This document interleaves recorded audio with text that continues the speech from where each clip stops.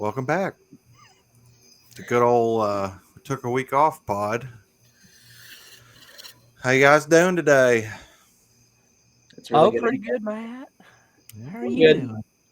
Been better. I've got the post-loss blues. Had it for a few days now. I will say that I agree. I do have the post-loss blues, but I think that's a good thing. It means we still care.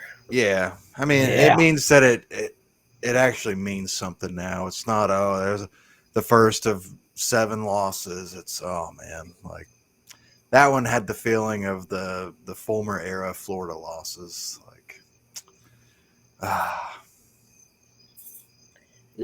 Not a bad one. But we know that all is not lost. Yeah. Uh, If anything, we didn't know what we had going into the game, and now we kind of know that we're not hot garbage. You know that's a great point. So I think I would like. Well, I know we're going to get into it and stuff, but I think going into the game, I didn't know what we had versus them. I didn't even know what we had versus anybody. But coming out of it, that night of losing that game sucks. But moving forward, I'm like actually looking forward to seeing how we do the rest of the season because I think we're actually a good team. So Caleb, wow, we exited the stadium in total silence. yes. We crossed the pedestrian bridge in total silence. But by the time we got to Volunteer Boulevard, walking back to the car, in hindsight, we should not have done that. We should have walked to a bar. We should have walked to Cane's. We should have done anything other than what we did. But by the time we got to Hodges Library, it dawned on me. We should have won the game, and we're actually really good. We're not as good defensively as we want to be, but it's Georgia, and they made the plays that they had to make. But we're really good. I'm We mostly are really good. I mostly agree. Although I'm still, I would say whatever's like right below really good, maybe. We're very good. all right, can we go ahead, Matt? What were you about to say? I was gonna say I think offense. This is what we've expected since 21-22. Defense. I mean, I'm disappointed, but I'm also like we're down our 2 best corners, probably our best linemen. So I don't know. And for whatever reason, Banks, whenever he coaches against Georgia, like just doesn't stray from his game plan. Like it felt like we did not get out of man coverage that whole game. Whereas last year it felt like we didn't get out of zone coverage the whole game. And had pretty similar results both times. So Yeah, I'm not too big of a film guy and X's and O's guys, but and I'm just saying this from what I've heard. I don't know if this is true, but apparently like their 2 big touchdowns that they scored against us was off of when we had a safety blitz, and those safety blitzes were like from 15 yards away. Um, so it was like maybe like let's not safety blitz anymore, or if we do have a safety blitz, let's make sure that the safety's like going to cross the line of scrimmage before the touchdown's made. But I don't know. That's just what I'm hearing. do you think that coming out of that game, who do you think is more validated, Georgia or Tennessee? We were far more doubted. Yeah. Really? Because I kind of felt like both teams were slept on. I felt like we were more, but I don't know. Coming out of I feel like okay, Georgia's still Georgia. Like they've not really taken a step back. Like The run up to the game was that Georgia, yeah, they didn't look great, but this is Kirby. He doesn't care how many points he scores so long as he wins the game. Georgia's just kind of playing with their food. You'll see. And that was right. Georgia's very good. Georgia made some Georgia just did the basic things really, really well. Yeah, that was the most infuriating part to me. Is like A basic stretch play from under center, and we can't get to the edge to stop the guy before he's got 8 yards. Yeah, Yeah. and they had a couple Over. turnovers, but they did not have penalties. They just played clean football the whole freaking game. They did Yeah. not. Yeah, I would say for me, and this is probably where a good way to like get a good conversation going. But like, I want to say that for me, going out of this game was like the first time I could actually say, okay, without gimmicks or without systems or without flukes or whatever, I really do think the program is back. And like in a way to say like thank you Josh Heupel for like getting us back to where we're in a heavyweight boxing match and we could take heavyweight punches and give heavyweight punches and have some back and forth, and it's actually like a legit thing that we're actually in the ring. So thank you for getting us here, but at the same time, like thank you for getting us here, but what the heck on some of these play calls that you did in this specific game.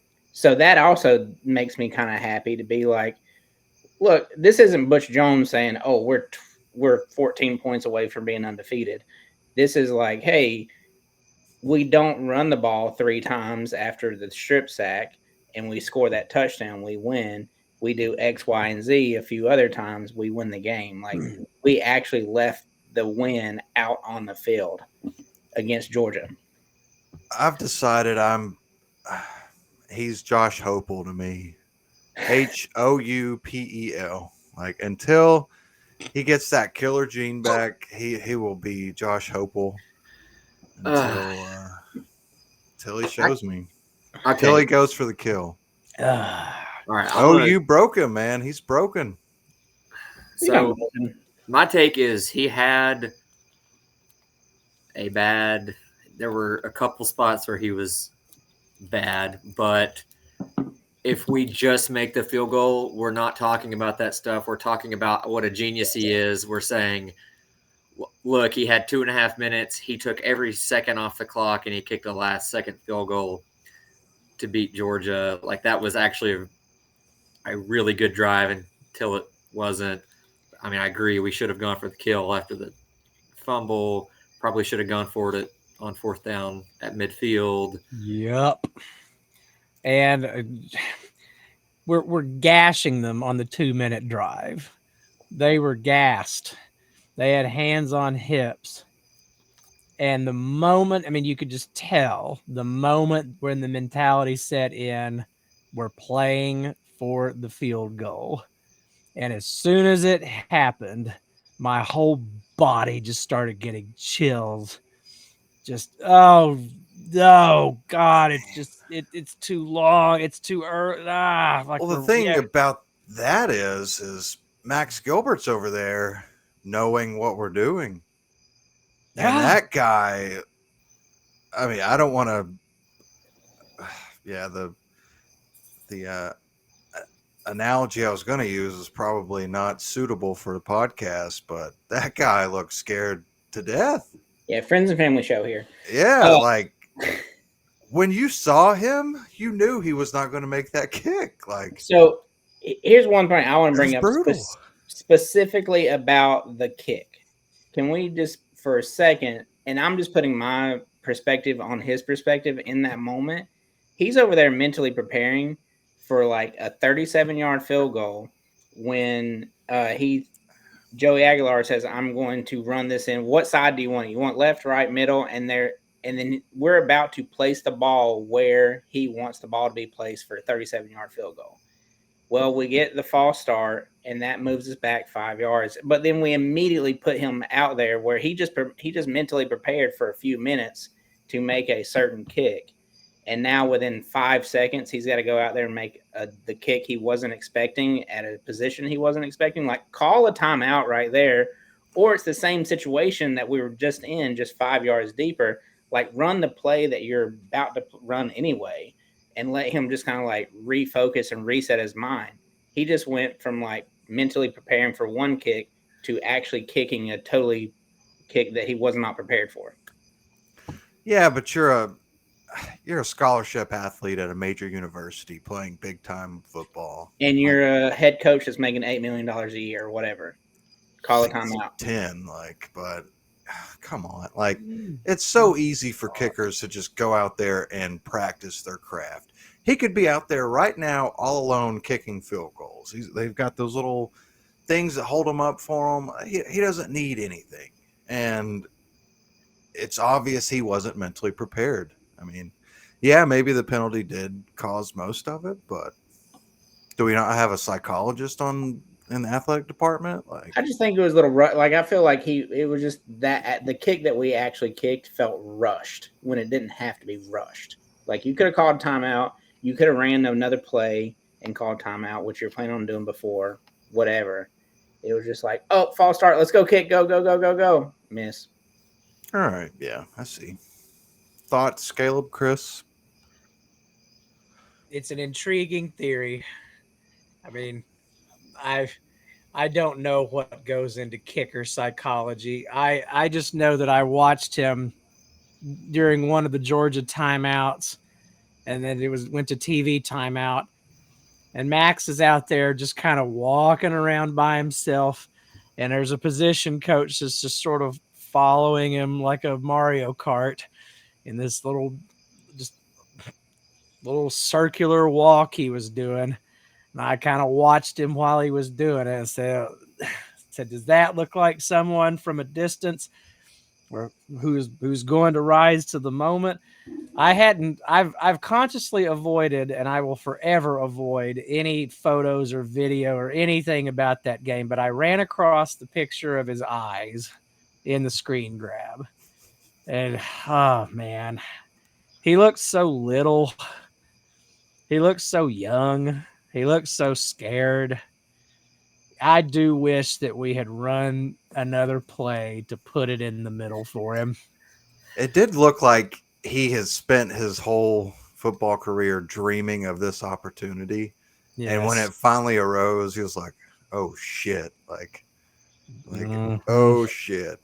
Can we officially downgrade him to mid Gilbert again?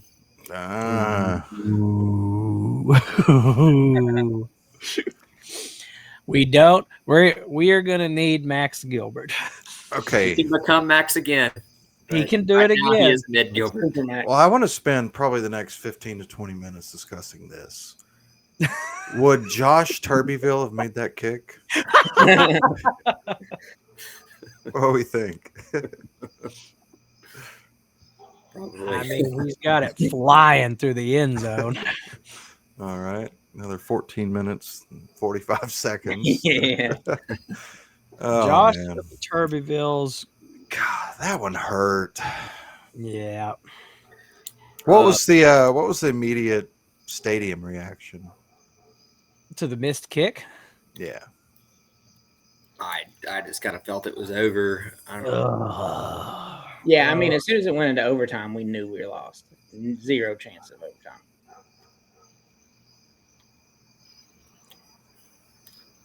Play calling did not matter so much to me as the fact that we could not get to the edge.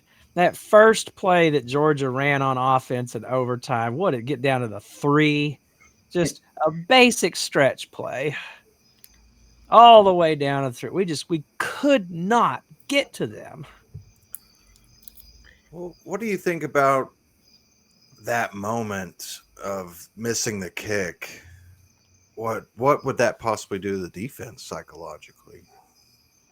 Because you got to think they're not sitting there preparing. Okay, he's going to miss this, and we're going to have to go out there and play defense. And then you settle for a field goal, and they're like, "Well, now the pressure's really on." Mm-hmm. Yeah, that's true. I'll also say, and I'm not trying to be the whole whatever guy, but that first run they had in the overtime, I watching it live when he hit the hole and went around and went all the way down the 3-yard line. I was like, "Oh, great! I saw 2 holes. Thank God it's coming back." And I was like, "Oh snap! There's no flags. This is real. They're first and goal from the 3. It's over." But to me watching, I was like, "Oh, there's 2 holes right there. It's coming back," and it was nothing. no one gets an away game flag at home like the Tennessee Volunteers. No one. However, it was weird. There were some passes that they had that I thought were obviously PI on us, and the flags weren't thrown.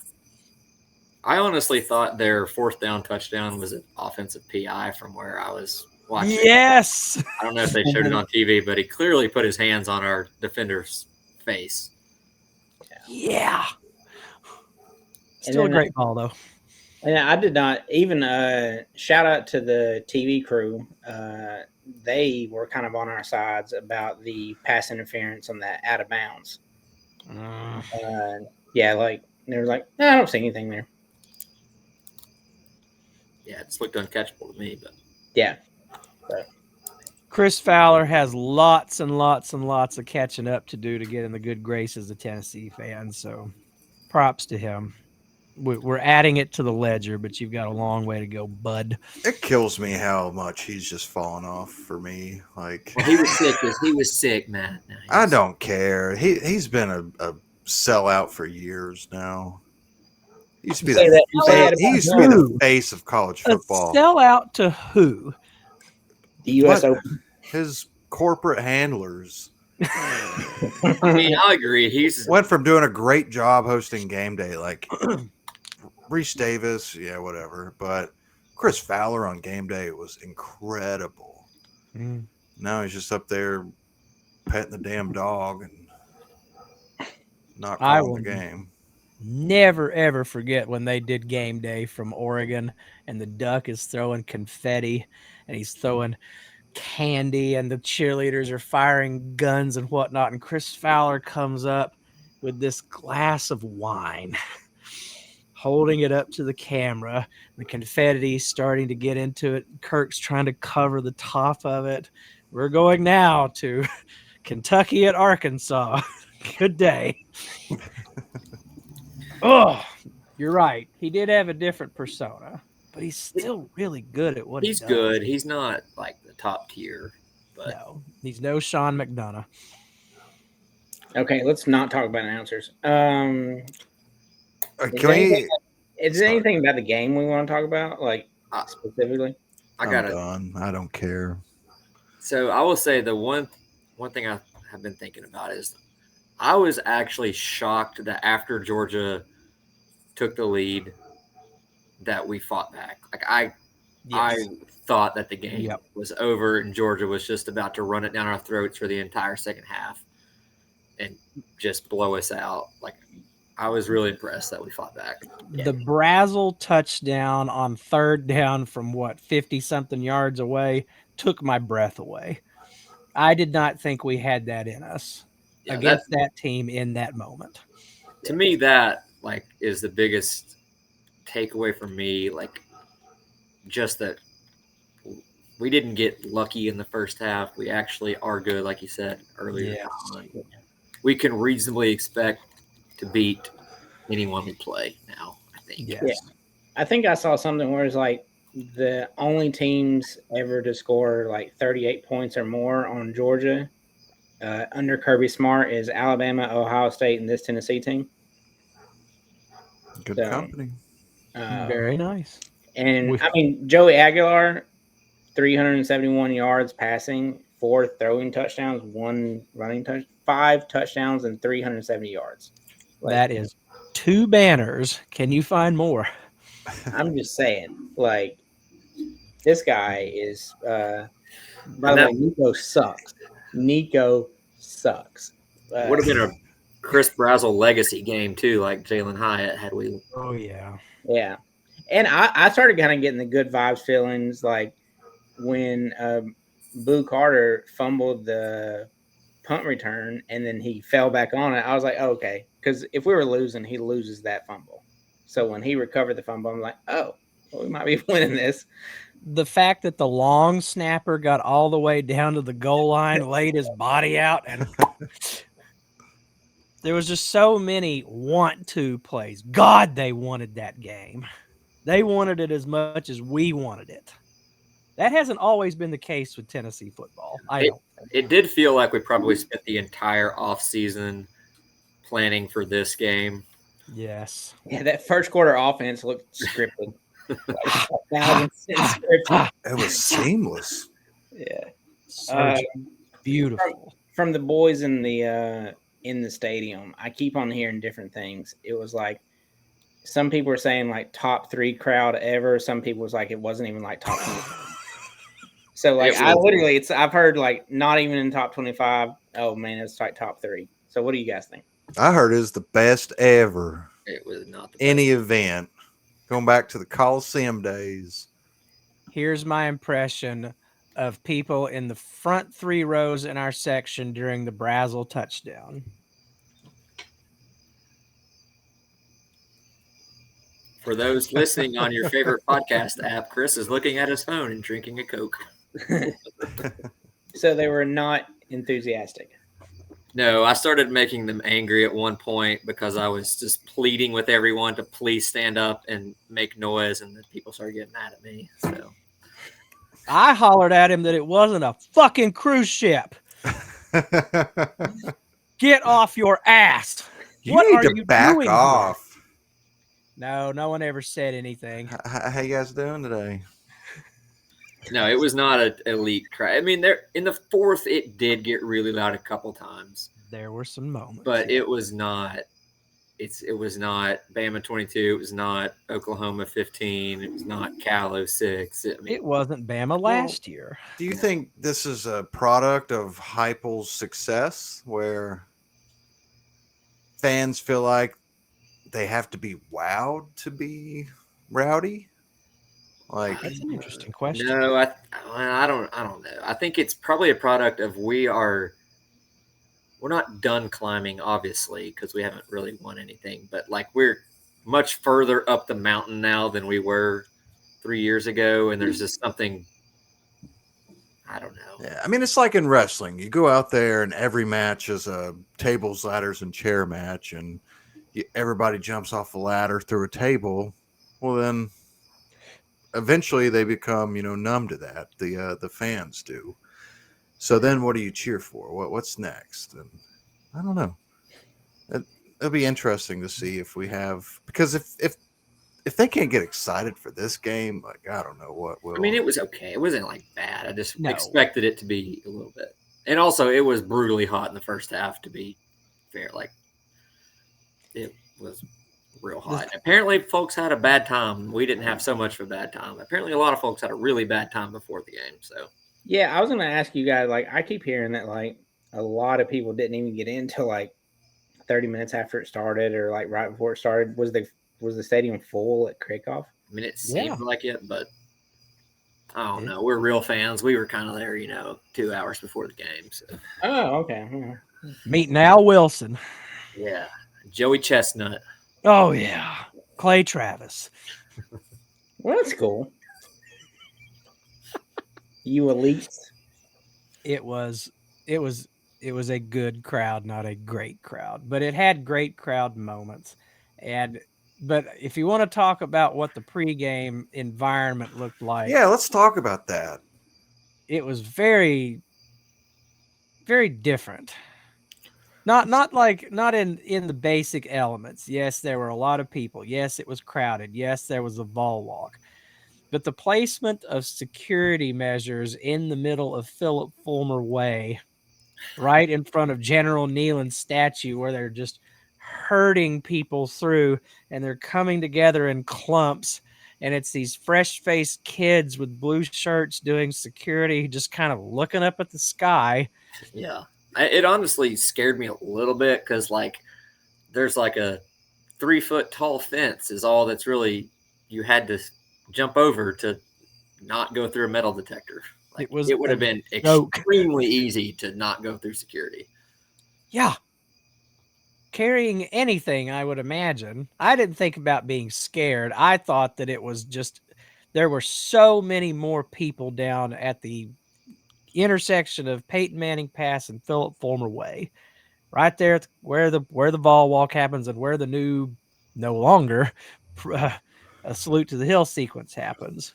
Everything was just funneled there. So that was kind of the complaint from fans about how long it took to get in. Was they just really screwed Apparently- up the? Yeah, it was that. Plus, apparently, once they even got in, they couldn't get to their seats. Like they were saying, like in the north upper deck. Like, I mean, let me go off for a second, okay? The day after we lose a heartbreaking game that could have probably cemented what would be a magical season with a great quarterback, we're finally back on offense. And I see Danny White tweeting, "Oh, I'm sorry you guys had such a hard time getting into the stadium. We're going to What? Playoffs? well, Matt, Playoffs? I kind of agree with Danny. Like they honestly got lucky. And then I see this clown tell me, "Oh, God, the traffic, leave it. Can you buy everybody a helicopter, Danny? I'll pay whatever ticket price you want." be nice. If a helicopter had offered itself at 10:15, we'd have thought about it. Matt, what do you think about those fans that have been going to Tennessee games for decades, and they went to the same gate they've been using for decades, and those gate attendants said, "I'm sorry, you can't enter this gate now because it's for premium ticket only." Well, that's why we lost right there. We messed with it. You think we've Disney-fied ourselves, Matt? I mean, that is ridiculous. Like, yeah, next Danny's going to come out with Easy Pass, pay extra and get to the front of the line, a concession stand, and security Pretty check. much what they do. They got the Oh my rich God. people seats. You get your own gate. Yeah, it's ridiculous. Get your Vol Pass. Oh I'm boy. Danny White. Oh boy. Why don't you buy a Vol Pass? We're But sorry. I really do like coming out of this game, though. I saw that our Vegas cut our national championship odds like in half. We went from like 60-1 to 30-1. And I've already saw a few people with just, different podcasts and sports shows doing their playoff brackets. And I'm seeing a lot of people having Tennessee in that like 10 slot. I'm so over these early playoff brackets and blah, Got to talk about it. All right. Well, we have to talk about it because let's transition to listener questions. Ooh. What you got for us, Alan? First listener question: are we making the CFP? Question mark. Yes. I don't know. We played 3 games. Matt, have a take. Yeah, we lost. I'm pissed. I don't want to talk about it. So I think, and this will be open On up to the Cincinnati. discussion, is when it comes to us making the playoff, I think it comes down to 3 games, right? At Alabama, Oklahoma here, and at Florida. So depending on what we do at Oklahoma or at Alabama, Oklahoma here, and at Florida, yes, I say we go to the playoff. Well, my hesitation, we have to win at Alabama or at Florida or both in order to make the playoff. And I just kind of will believe that when I see it.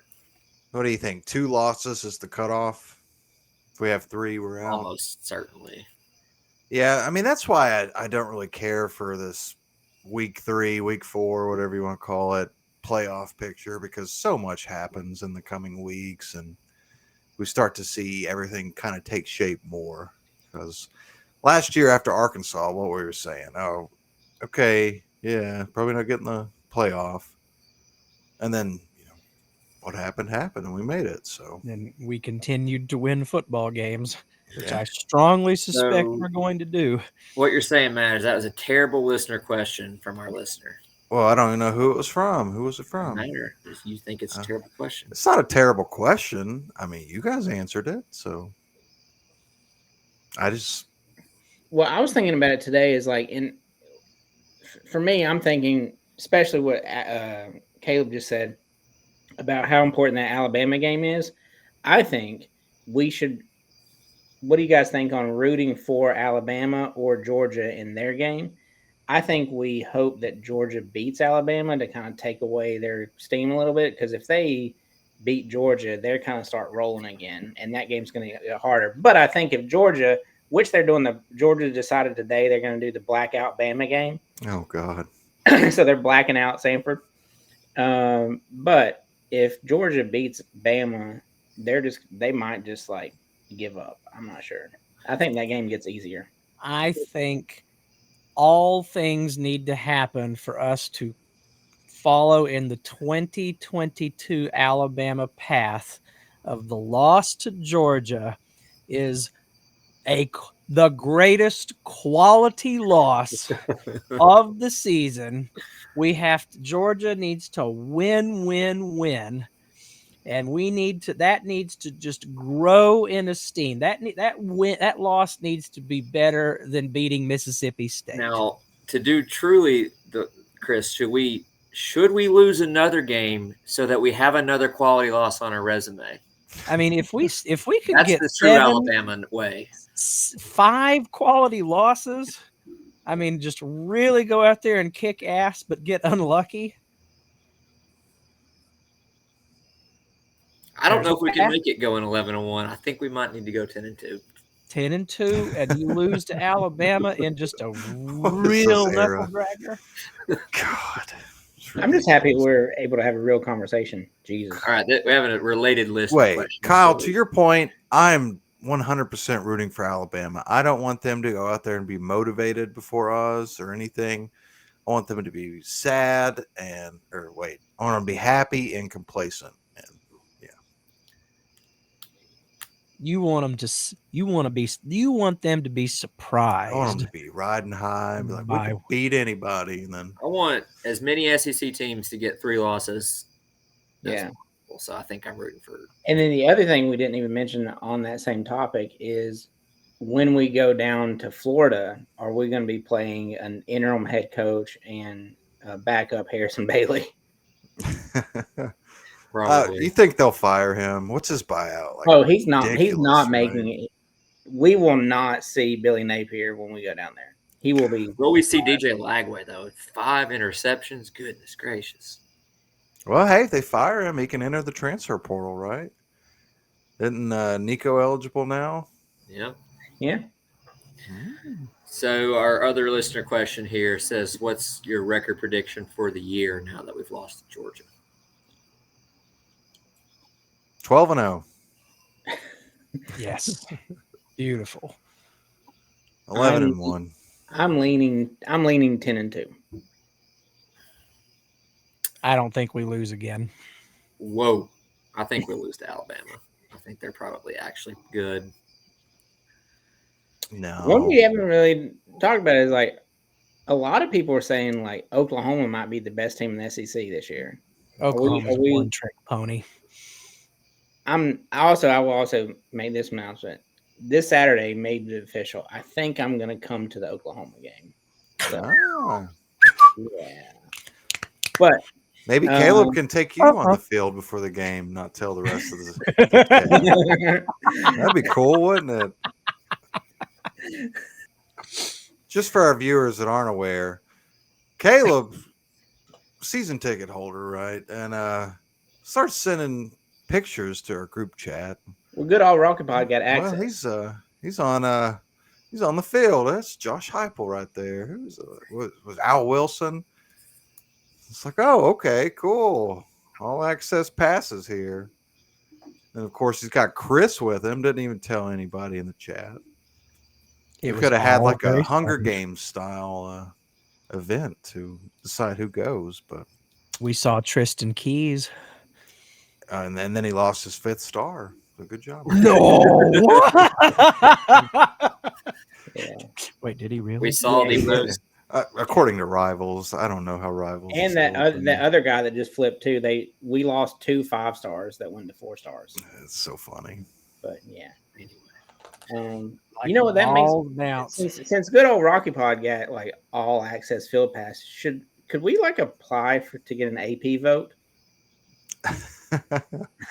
It wouldn't be as bad as some of these clowns. That's what I say. Like we should apply to get an AP vote. Josh Pate is coming through the internet ether to smack you upside the head. I mean, the commissioner's poll is by far superior. The rating. Give me a break.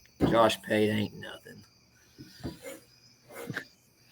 We may have to dedicate an entire show to that one. Oh, did anybody watch SEC Shorts this week? I couldn't. God. I typically don't. I know that's what that is. It's kind of lost its luster. I mean, when something cool happens, like in the conference, it's nice to watch. But yeah, most weeks it's just bleh. Oh, you watch like Saturday Down South with T-Bob Hayfair, whatever. What is it? That one No, SEC show. you all consume a lot more college football content than me. I'll guarantee you that. Yeah, Not this week. Not this freaking week. no, I did. Me Not either. an I will ounce. return to it next week. Hopefully. We did. I think we dodged a bullet having going to Mississippi State for a day game and not a night game. Oh, is it a day game? 4:15 4:15. SEC Network. 4:15 Eastern. 3:15 there. Yeah. Oh, very nice. Very nice. All I right. don't know if they get up that early.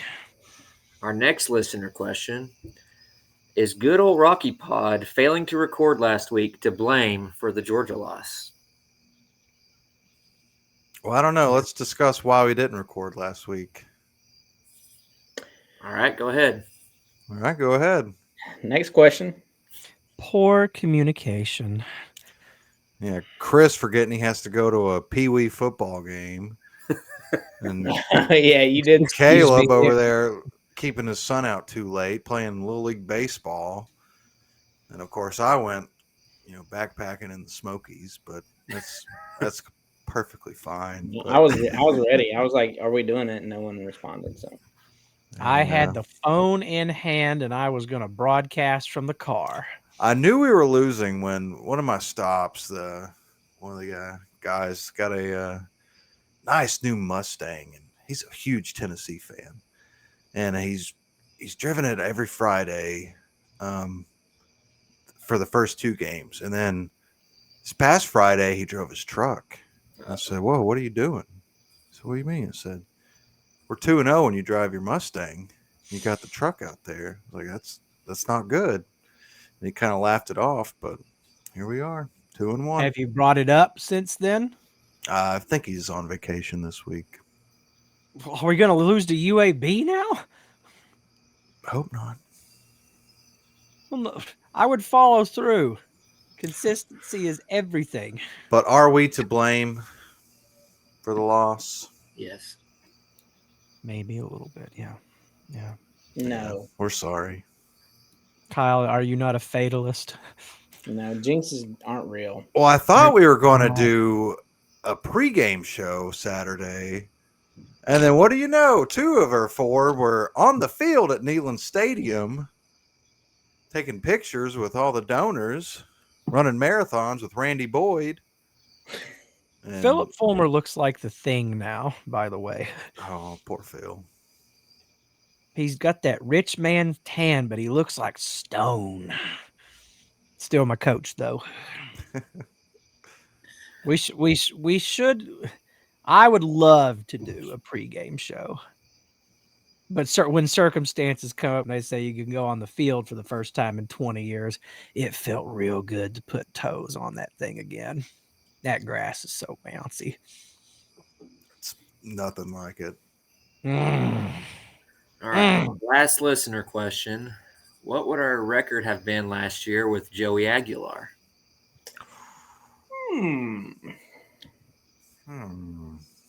I think we would have hosted a playoff game. For sure. Yeah, I think we would have beaten Arkansas and still lost to Georgia. Yeah. Joey Aguilar does not run out of bounds, Nico.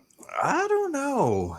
Georgia's I don't an think interesting it's ever one. in that spot, though. Like, the offense just works a lot better. You think You think Joey Pigskin doesn't get us at least 2 touchdowns at Georgia?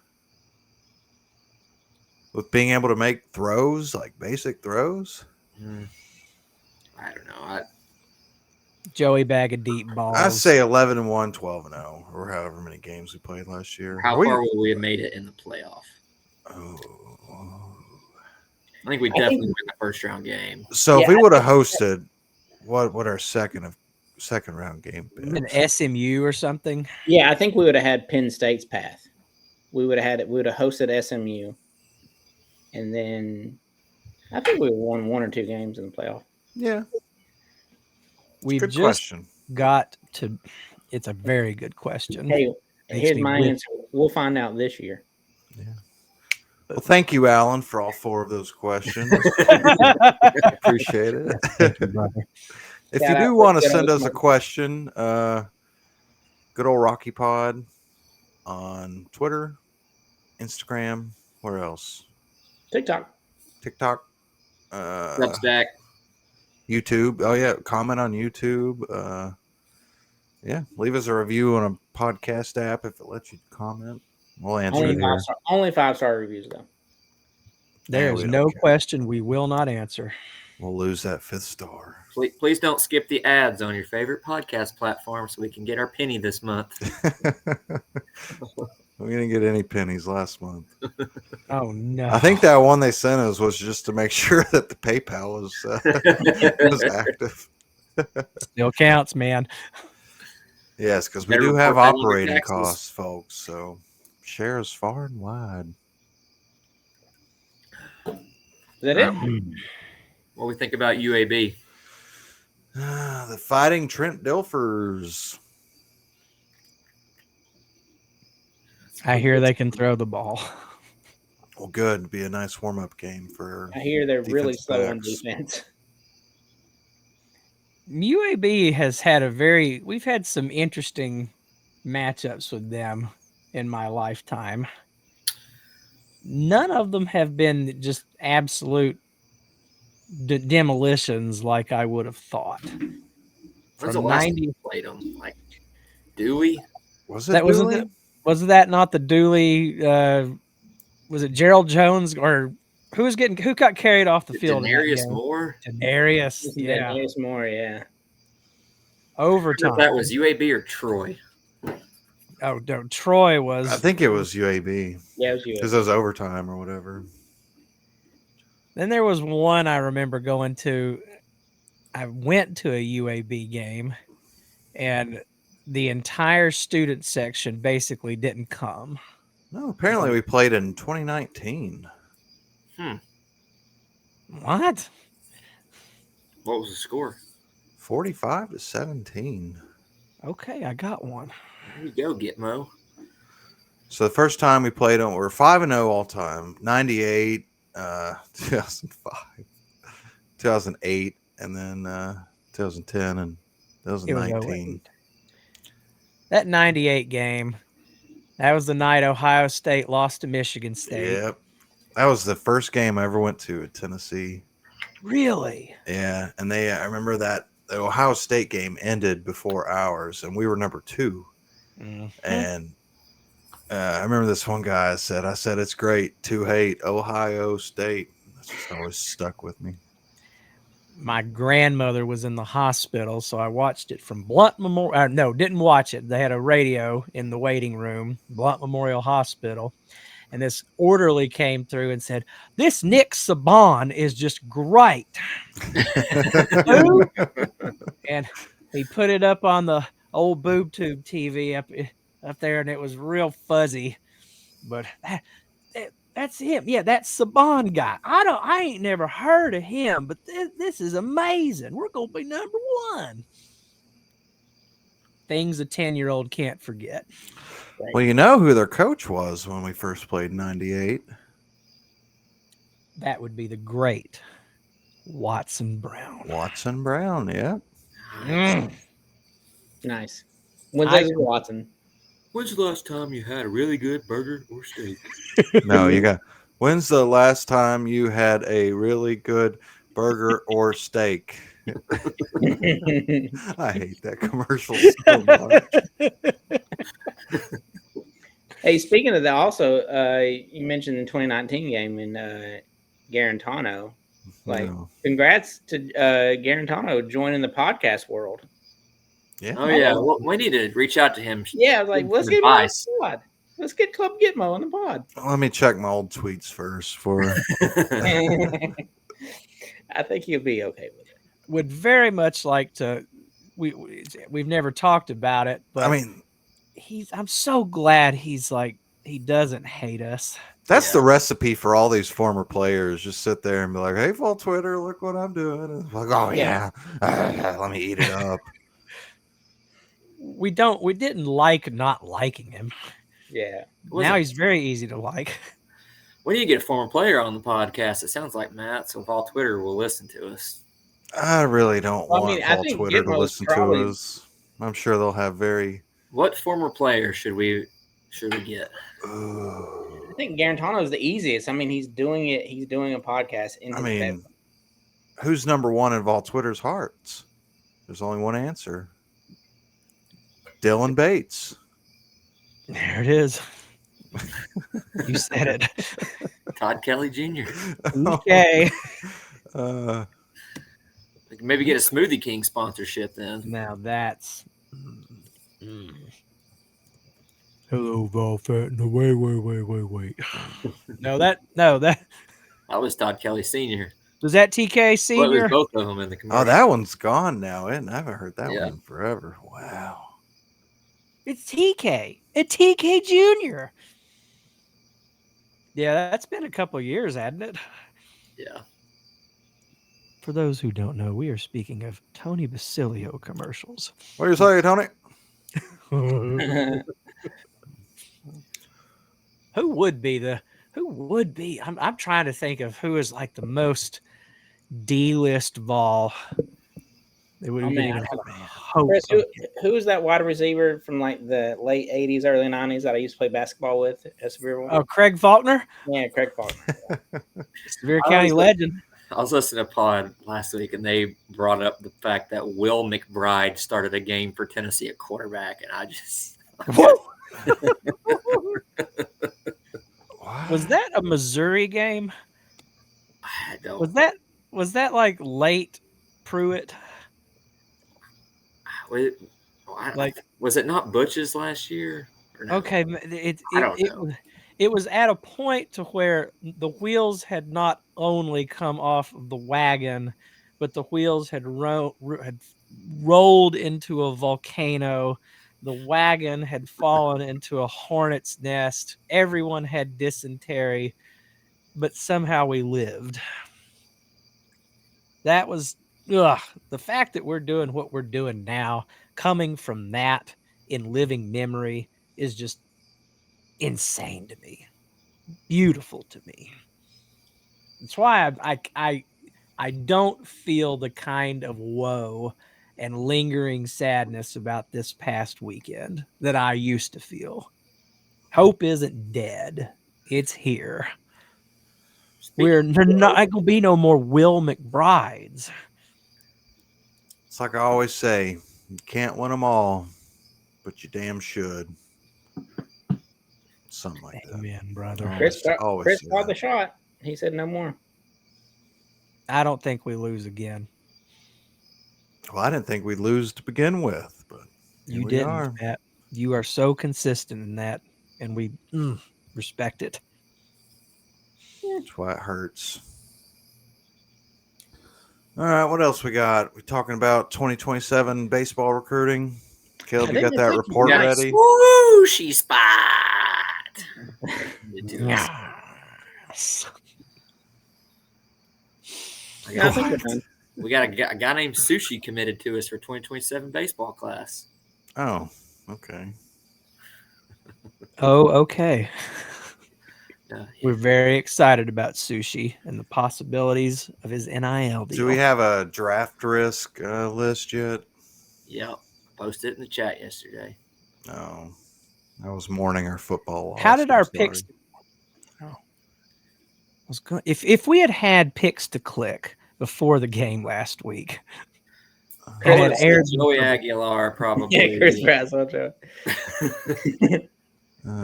Arian Carter. Arian Carter. Heron. Would anyone have gone on a limb and said Will Redmond? I think someone probably would have picked Max Gilbert.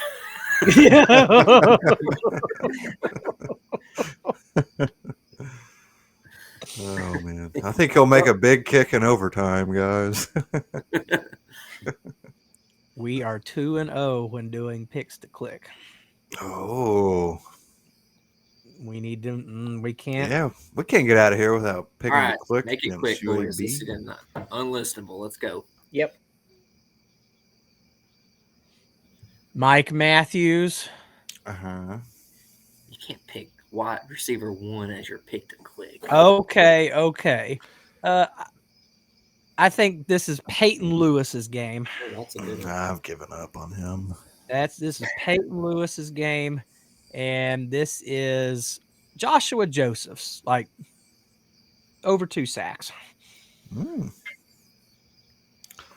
I'm going Braylon Staley and I'm going Edwin Spillman. Spillman. Say he's going to make a big play, cause a turnover, a couple sacks. I'm gonna go. George McIntyre is gonna have a really good second half. Amazing. He's gonna have like 250 yards and like 4 touchdowns. Yeah, Let's say from handing the ball off. I think Boo Carter is gonna take one back. Yeah, he always does against the Cupcakes. Yeah, that's what I'm saying. He's gonna take one back against UAB. All right, I want to go with. What about Ethan Davis? I still feel like we're waiting on him to click. It's time, Biggie. Can't block, Bino. He doesn't block. And how about I'm gonna go with the red man. I'm just gonna keep riding the red man. Got faith in the red man. I wish Willie Martinez would coach them to get their heads around. Max Gilbert's also the pick of Josh Ward.